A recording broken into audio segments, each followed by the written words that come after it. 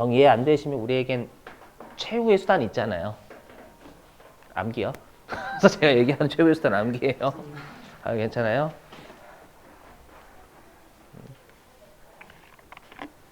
뛰어왔어요?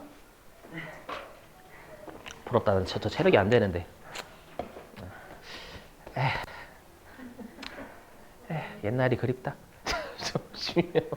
요즘 뛰어다니면 죽을 것 같아요. 옛날에는. 진짜 부러워. 악담은 생략할게요. 안 늙을 것 같죠, 이렇게. 그러니까 좀 숨 좀 참고. 자, 보시죠. 일단 여러분들 간주 공급이니까 실제로 판 거예요, 안 판 거예요? 공급. 안 팔았어요. 안 팔았는데 판 것처럼 간주하겠다라는 거예요. 도대체 왜 그래야만 하는지 세법에서 아마 간주임대료에서 좀 여러분들 세법에서 뭔가를 좀 어떻게 해야지만 뭔가 법적 근거가 마련이 될 때는 간주라는 말 쓰거든요. 해볼게요. 자, 들어보시죠. 일단 이거를 아시기 위해서는 여러분들 하나가 좀 필요해요. 뭐가 필요하냐면 여러분들 우리가 매입세 공제는 과세 사업에 써야 공제 준다라고 했죠. 그래서 면세 사업자는 왜 매입세 공제가 안 되냐면 면세 사업에 쓰니까. 그죠? 그래서 실제 매입세 공제는 과세 사업자가 과세 사업에 써야 돼요. 그러니까 현대백화점이 청소기를 만약에 사왔으면 그 청소기를 소비자한테 팔아야 돼요. 팔면 매출세액을 내니까 매입세 공제를 해주는 거거든요. 여기까지 되세요? 근데 그럼 실제로 우리가 이론상으로는 과세 사업자가 과세 사업에 써야 돼요. 사용해야 공제가 되는 거예요, 원래. 예. 근데 그 공제는 세무서가 해주는 거예요? 아니면은 현대백화점이 하는 거예요? 세무서가 하는 거잖아요. 그럼 세무서는 현대백화점이 과세 사업에 쓰는지 안 쓰는지 알아요, 몰라요? 몰라요. 맞죠? 과세 사업에 쓰는지 안 쓰는지 알려면 세무공무원은 세무공무원 일을 못하고요. 현대백화점에서 쪼그려 앉아야 돼요. 과세 사업에 쓰냐 안 쓰냐 눈 시퍼렇게 뜨고 있어야 돼. 맞죠? 그게 불가능하기 때문에 어떻게 부가가치세는 가정을 하냐면 자, 과세 사업자 있죠? 과세 사업자가 과세 재화를 사요. 사면 살 때 얘가 과세 사업에 쓰겠지라고 전제를 깔아버려요. 맞죠? 과세 사업에 쓰겠지라고 해서 매입세 공제를 사용할 때 하는 게 아니라 매입할 때 미리 해줘요. 너를 믿겠다라는 거예요. 난 너를 믿어. 알죠? 이렇게 이해되세요? 그리고 이제 현대백화점이 그 매입세 공제 받았던 만약에 청소기라고 할게요. 청소기를 소비자한테 팔아서 또는 사업자한테 팔아서 매출세를 냈어요. 그러면 세무서 입장에서 매입세 공제해주기 진짜 잘한 거예요. 그러니까 잘했다 이렇게. 잘했으면 이걸 배우겠어요? 안 배우겠지. 맞죠? 근데 뭐냐면 현대백화점 예를 들어 볼게요. 현대백화점 사장님이 자기 집 청소하는데 청소기를 돌린 거예요. 그 매입세 공제 받았던 청소기를. 자기 집 청소하는데. 그럼 이거 업무와 관련이 있어요? 없어요? 없죠. 그러면 자기 집 청소하는데 청소기를 돌렸으면 매출세액을 낼까요? 안 낼까요? 안 내죠. 팔지도 않았는데 매출세액을 낼 사람이 거의 어디 있겠어요? 맞죠? 그럼 세무서 입장에서는 매입세 공제는 미리 해줬는데 매출세액은 못 거뒀어요. 그럼 세수의 손실이 발생했죠? 맞죠? 그럼 어떻게든 얘를 토해내게 해야 돼요. 당초에 약속을 어긴 것에 대한 제재를 때려버려야 된단 말이에요. 이해되세요? 그래서 어떻게 간주하냐면 청소기를 실제 상황 청소기를 자기 집 청소하는 데 썼죠? 그죠? 근데 이걸 어떻게 간주하냐면 청소기를 외부에 처분한 것으로 간주해버려요. 그러면 왜 그런 말이 나오냐면 우리 부가가치세는 재화나 용역을 공급해야 과세한다라는 법문장이 있기 때문에 그래요. 거기에 끼워 맞춰야 되니까 재화를 처분한 것으로 간주하겠다라 해서 당초에 매입세 공제 받았던 걸 토해내게 하는 거예요. 알죠? 자, 하나하나씩 사례 들어볼게요. 좀 어렵죠? 설명 자체가. 해보면 자, 이번에 현대백화점이요. 청소기를 100원 주고 샀어요. 그리고 매입세 10원을 부담을 했어요. 했죠? 부담을 했는데 세무서가 1기라고 가정. 7월 25일 날 매입세 10원 공제를 미리 해준 거예요. 청소기를 팔아서 매출세액을 낼 거라고 생각하고 널 믿을게. 네가 어떻게 쓰는지 모르잖니? 그냥 매입하는 시점에 해줄게. 되세요? 자, 근데 현대백화점이 매입세액이 불공제가 되는 용도로 써버린 거예요.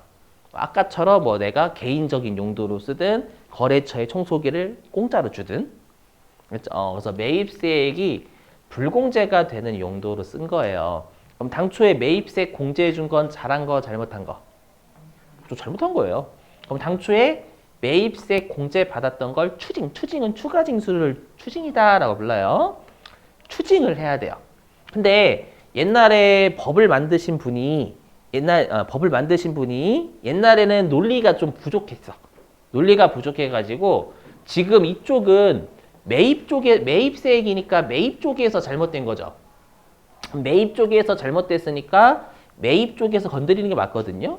근데 보시면 여기 공급이니까 이쪽은 매출 쪽에서 건드리겠다라는 거예요. 그러니까 법을 만드시는 분이 그냥 논리 없이 그냥 만든 거예요. 그래서 우리가 좀 힘들게 배우는 거예요. 그래서 어떻게 하냐면 이 매입세액을 추징하는데 어떻게 나중에 매출세액을 더 올려버리는 거예요.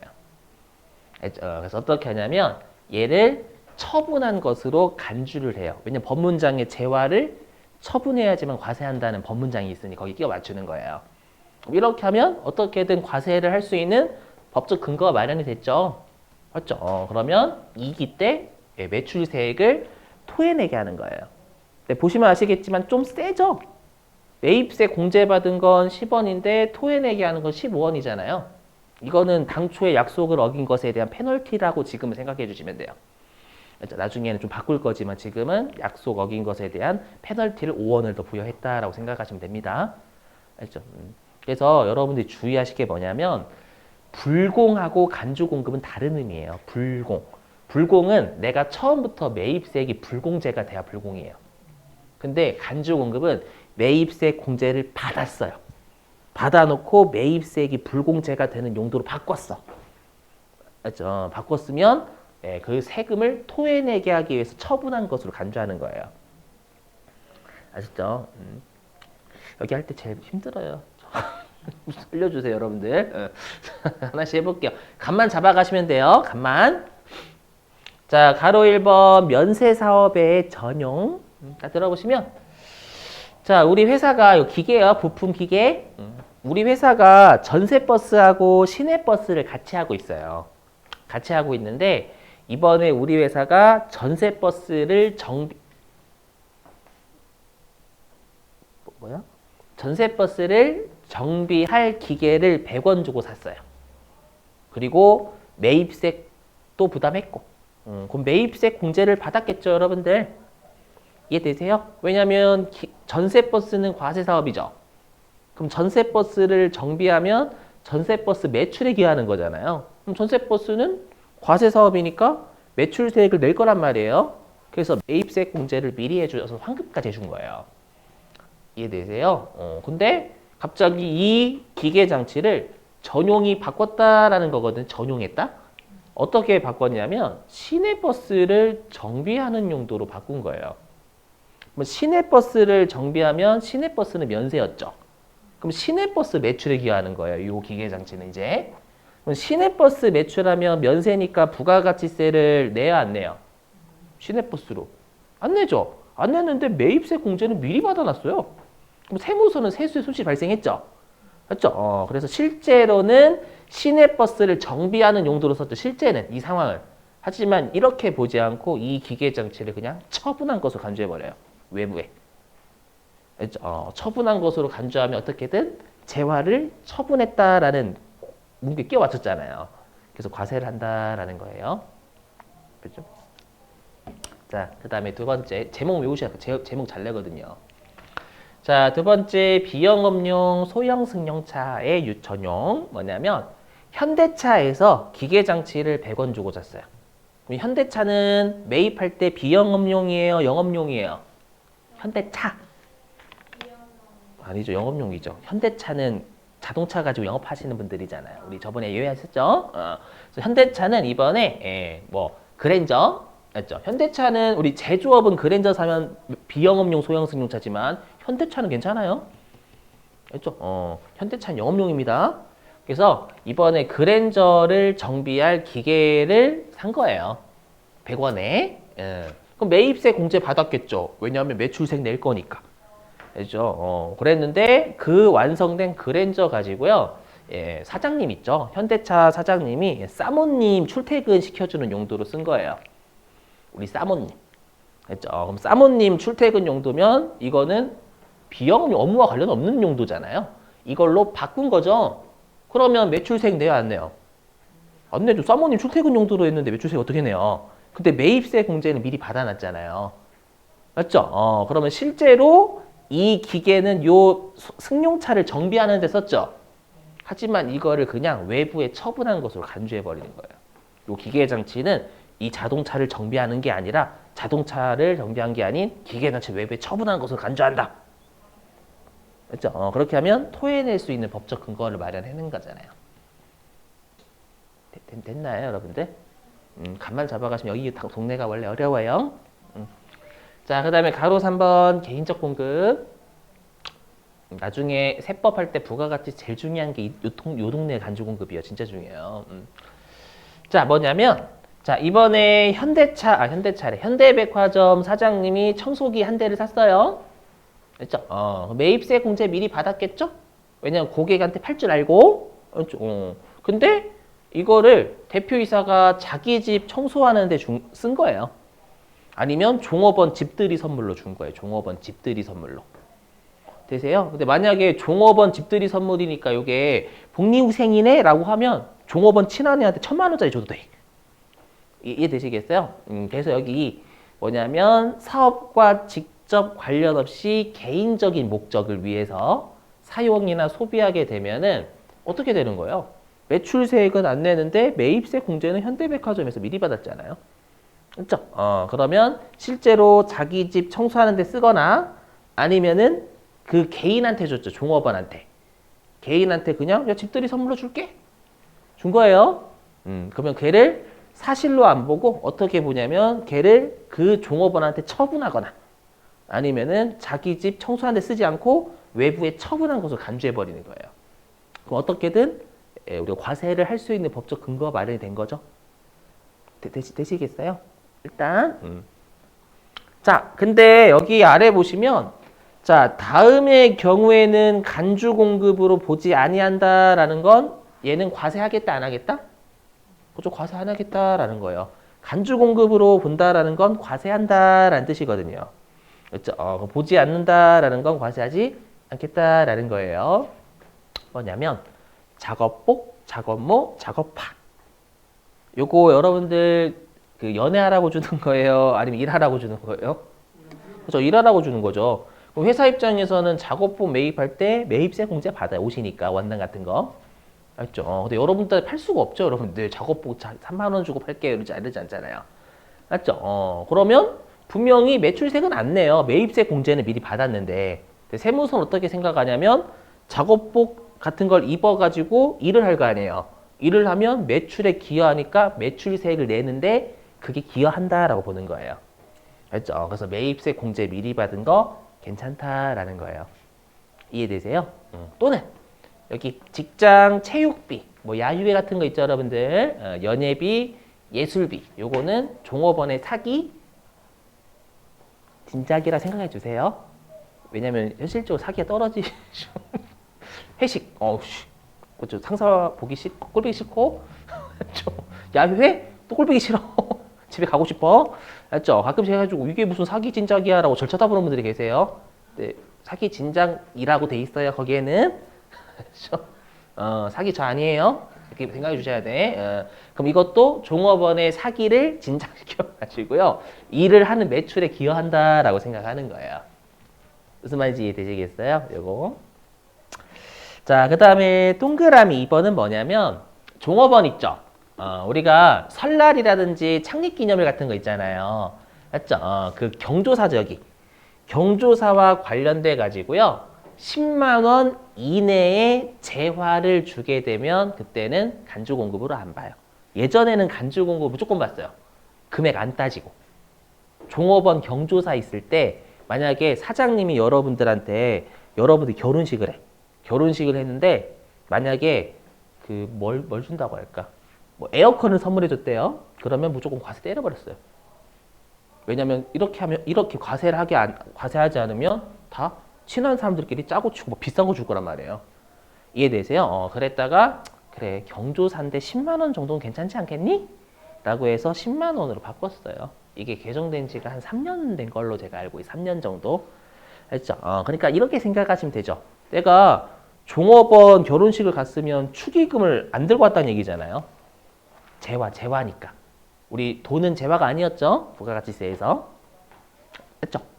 그러면 당연히 종업원 경조사 그 결혼식 가게 되면 뷔페에서 뭐라도 먹을 거 아니에요, 당연히. 그 정도 값은 주라라는 거예요, 재화로. 혹시라도 돈 못 주면. 돈은 안 걸리고. 알죠? 여기서는 재화라고 되어 있으니까 우리가 돈 아닌 나머지 얘기하는 거예요. 경조사와 관련돼서. 그럼 반대로 10만 원 초과하는 걸 주면 초과분에 대해서는 재화의 공급으로 봐서 부가세 토해내게끔 해요. 알죠? 이것도. 슬슬 힘드시죠? 여기 할 때 제가 항상 그래요. 익숙해. 자, 그 다음에 사업상 증여, 얘가 이제 실기에 나오는 거예요. 알겠죠? 자, 보시면 알겠죠? 실기, 얘가 실기에 나와요, 얘가. 자, 보시죠. 자, 현대백화점에서요, 청소기를 매입했을 때 매입세 공제 미리 받았다라는 사실은 이제 되시겠죠, 여러분들? 청소기를 팔아서 매출세액을 낼 줄 알고.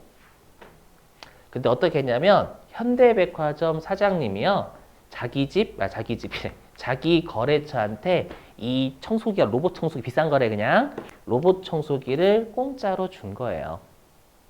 그럼 공짜로 주면 매출세액 내야 안 내요? 안 내겠죠, 여러분들. 맞죠? 그럼 나중에 할 건데 만약에 매출세액 좀 주세요라고 어떻게 될까요? 자, 잘 들어보세요. 일단 해볼게요. 자, 청소기를 공짜로 주면 거래처 사장님이 접대받은 거잖아요. 그럼 당연히 매출세액 안 내겠죠? 이해되시겠어요? 그럼 어떻게 하냐면 이 청소기를 실제로는 거래처 사장님한테 줬지만 거래처에 처분한 것으로 간주해버려요. 알죠? 그래서 매출세액을 토해내기금 해요. 여기까지 되세요? 그러면 내가 만약에 거래처 사장님한테 자, 청소기를 줘요. 주면서 사장님 간주 공급이라고 들어보셨어요? 사장님 당황하시겠지. 그게 뭡니까? 닥치시고 사장님 제가 간주 공급에 걸렸으니까 부가가치세 10%는 사장님이 좀 주세요. 라고 하면 사장님은 부가가치세를 줘, 뺨을 줘요? 이거 실기용이에요, 실기용. 뺨을 줘요, 부가세를 줘요, 나한테? 뺨을 주겠죠. 그러면 어떻게 할까요? 예외적으로 요 간주 공급은 내 돈으로 내 부가세. 상대방한테 받아서 못 내요. 상대방한테 받는다라고 지금 상대방 두드려 맞는 거예요. 실제 처분한 게 아니니까. 무슨 말인지 이해되시겠어요? 그거 되게 중요합니다, 앞으로. 자, 다만 또 요거 짜증나죠? 다만 다음의 경우에는 간주 공급으로 보지 않는데요. 자, 뭐냐면은요. 그 여러분들 가끔씩 그 핸드폰 대리점 같은 데 가면 물티슈 주죠? 물티슈. 맞죠? 그 물티슈 접대해요? 접대 아니죠? 뭐예요? 업무와 관련이 있어요? 없어요? 없어. 물티슈 재질 한번 보세요. 이렇게 아니잖아요. 맞죠? 핸드폰 사라고? 또는 우리가 홈플러스 같은 데에서 시식 있죠? 시식. 그죠? 그 시식용 돈 받고 팔아요? 공짜로 팔아요? 공짜죠? 그 업무와 관련이 있어요? 없어요? 그렇죠? 있죠. 맛있으면 사가란 얘기잖아요, 여러분들. 그래서 여기 사업을 위해서 대가를 받지 않아야 돼요. 대가를 받지 않고 인도하는 견본품이나 증정품. 방금 했던 사례. 아시죠? 볼펜이라든지 이런 것들 괜찮다라는 거예요. 다 사업을 위해서 하는 거잖아요. 금액 상관없는 게 대가를 받지 않고요. 금액 상관 대가 받으면 과세예요. 그거 없어요. 대가를 안 받아야 돼요. 대가 받으면 과세 때려버려요. 알죠? 여기 있죠. 여기 잘 읽어보시고.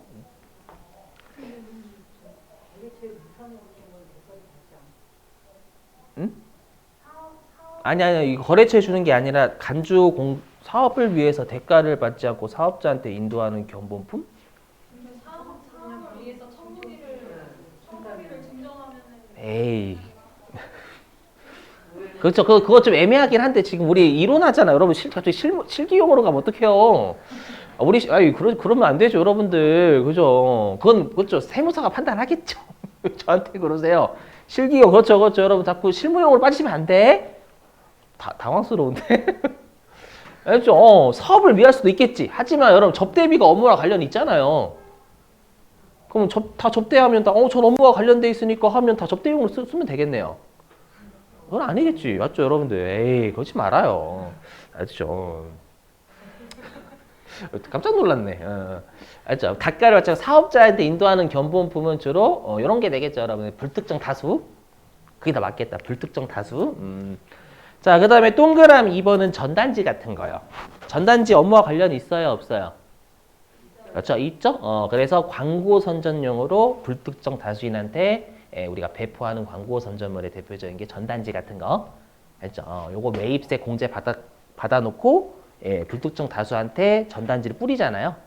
뿌리면 그건 매출 창출에 기여를 한다라고 봐서 매입세 공제받은 거 괜찮다라고 인정해 주는 거예요. 알죠? 자, 그 다음에 동그라미 3번은요. 기부 때문에 기부. 자, 내가 당초에 청소기 매입세 공제 받았어요.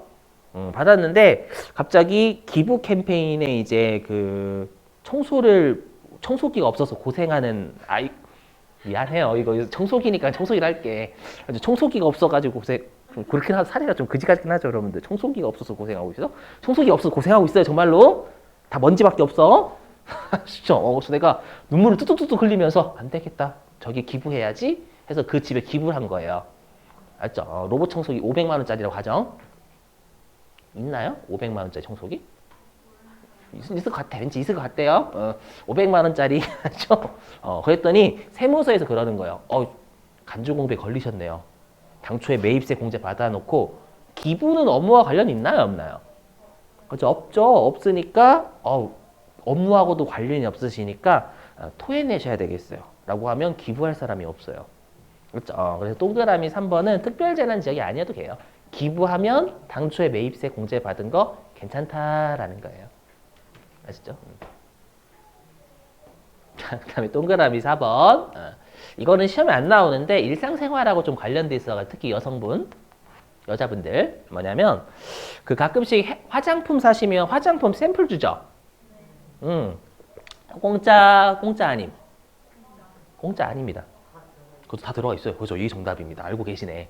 맞죠? 화장품 값을 책정할 때 샘플 가격까지 다 포함해서 받아요. 알죠? 그러니까 형식은 공짜, 근데 실질은 부가가치세가 과세가 된 거예요. 그러니까 내가 화장품 3만 원어치 샀어요. 그럼 샘플 공짜로 주죠. 그럼 예를 들면 화장품 29,000원, 화장품 샘플 1,000원 이렇게 돼 있는 거예요. 그래서 이미 부가가치세 과세가 된 거예요. 형식은 안 된 것처럼 보이지만. 이해되세요? 그게 이거요. 해석해 볼게요. 증여하는 재화의 대가. 요게 화장품 샘플 대가가 주된 재화, 화장품 가격 대가에 포함돼서 이미 과세가 됐다라는 뜻이에요. 근데 한 번 더 간주공고 보면 이중과세 돼버리잖아요. 무슨 말인지 이해되시겠어요? 혼수용품도 마찬가지. 혼수용품 막 대량으로 사면 공짜로 주죠. 냉장고 같은 거 공짜 아니에요. 그거. 그렇죠? 이미 가격에 책정 다 돼 있어. 그렇죠? 상술. 자, 그 다음에 동그라미 5번은 뭐냐면 지금 하는 간주공급은 다 매입세 공제를 받아놓고 매입세 불공제 목적으로 쓴 것에 대한, 즉 약속을 어긴 것에 대한 제재죠. 그럼 당초부터 매입세 불공제가 되면 잘한 거예요. 그래서 항상 간주공급은 당초 매입세액이 공제가 됐음. 이게 또 나와야 돼요. 당초부터 나는 거래처에 접대할 목적으로 샀어요, 청소기. 이런 매입세 불공제 받는단 말이에요. 근데 갑자기 또 간주공급을 때리면 이중살인에 한번 때리고 또 때리고. 알죠? 무슨 말인지 이해되시겠어요? 좀 참으세요, 여러분. 한 10분 정도 남았어요. 자, 폐업 시 잔존재화. 그럼 해석하면 폐업 시 남아있는 재화다라는 뜻이 되겠죠? 이것도 예를 들어 볼게요. 자, 내가 당초에 폐업하기 전에는 사업자예요? 아니에요? 폐업하기 전에는 사업자죠. 그러면 내가 폐업하기 전에는 다 100% 과세재화를 매입했다라고 가정할게요. 그럼 100% 미리 공제 받았을 거예요.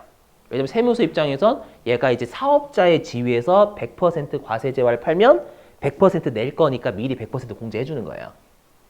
이해되세요? 근데 얘가 70%는 팔았는데 30% 남겨놓고 폐업해버린 거예요.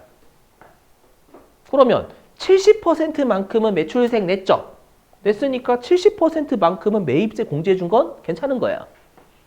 근데 폐업하면 더 이상 사업자가 아니에요.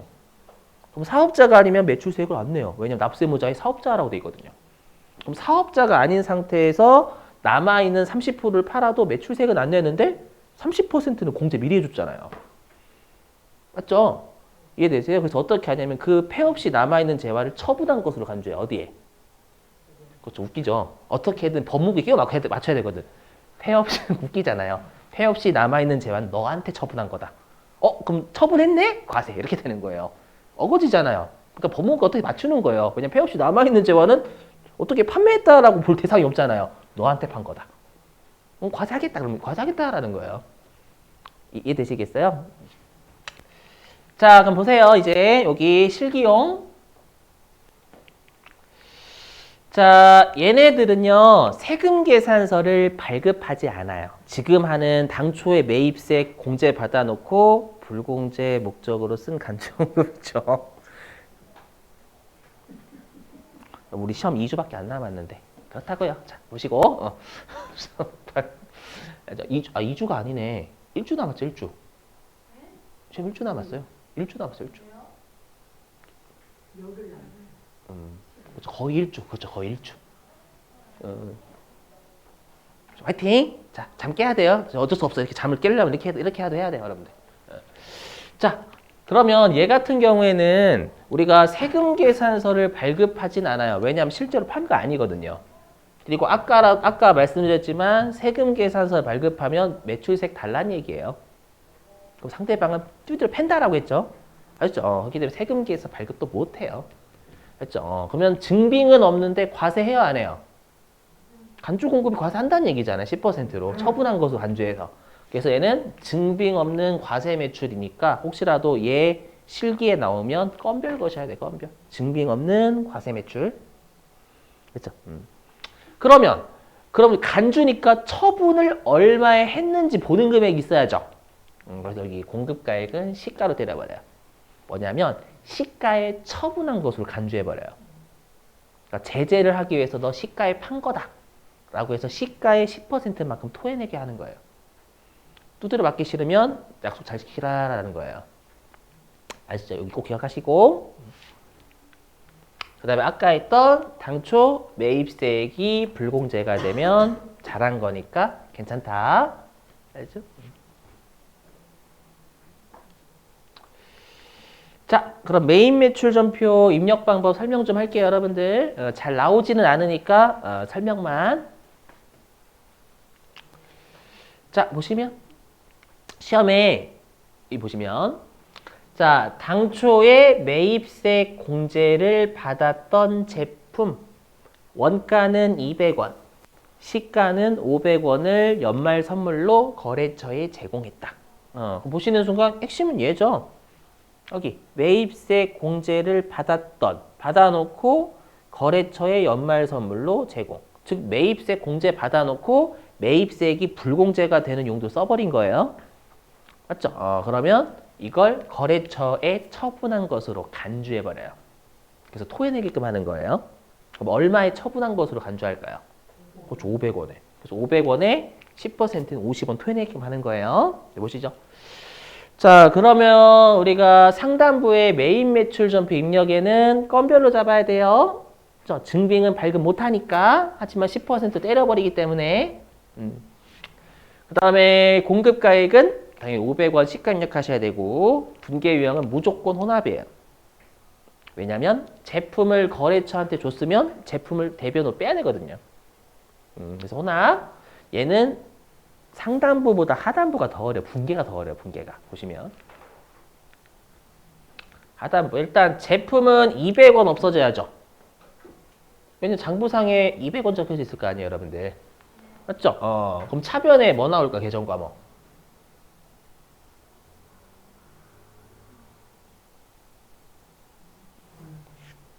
접대비 나오지 않을까요, 여러분들? 부가가치세 없다라고 하면 제품 200원짜리를 거래처에 줬잖아요. 장부상에는 원가로 적혀져 있지, 시가가 아니라. 제재하기 위해서 시가로만 우리가 처분한 것을 간주할 뿐. 알죠? 여기까지 되시겠죠? 여기까지. 근데 이제 나 뭐까지 내야 돼 이제? 시가 500원에 처분한 것으로 간주하니까 500원의 10%인 50원을 부가세 예수금 잡아야 돼요. 이해되세요? 이렇게? 그럼 차변에 뭐 올까요? 이 50원은. 제가 아까 했던 말에 힌트가 있어요. 상대방한테 받아서 낸대요? 내 돈 가지고 낸대요? 내 돈 가지고 낼 수밖에 없어요. 상대방한테 받아서 못 내기 때문에 이것도 접대하면서 발생한 세금이니까 접대비로 잡습니다. 이렇게. 원래 접대비 250원 이걸 나눠서 보여드린 거예요. 맞죠? 일단 제품을 거래처에 줬으는데 장부상에 원가로 적혀 있으니까 원가를 없애면서 접대비 잡고요. 근데 이 부가가치세도 내 돈으로 내죠. 내 돈으로 내가 접대 행위가 발생했죠. 접대 행위를 우리가 발생했고 나중에 나갈 비용이잖아요. 그렇죠? 그래서 접대비 이렇게 잡아요. 되세요? 근데 이렇게 하면 2점 날라가요. 왜 날라갈까? 2점이 왜 날라갈까요? 갑자기. 중요한 거는 20원? 호잇! 타개정 대책. 다시 설명, 우리 기억을 다시 더듬어 봐요. 재고 자산을 판매 목적이 아닌 다른 목적으로 사용하게 되면 매출원가 아니다 라고 해서 타개정 대책 걸어야 되잖아요. 그렇죠, 그렇죠, 여러분들. 이렇게. 그래서 이게 시험에 나오면 어려워지는 거예요. 근데 이제 회계 1급에서는 잘 내지 않는데 세무 2급 올라오시면 조금씩 내요. 윗단계로 올라갈수록 많이 내요. 이렇게. 자, 하나만 더 하면 안 될까요, 여러분들? 하나만.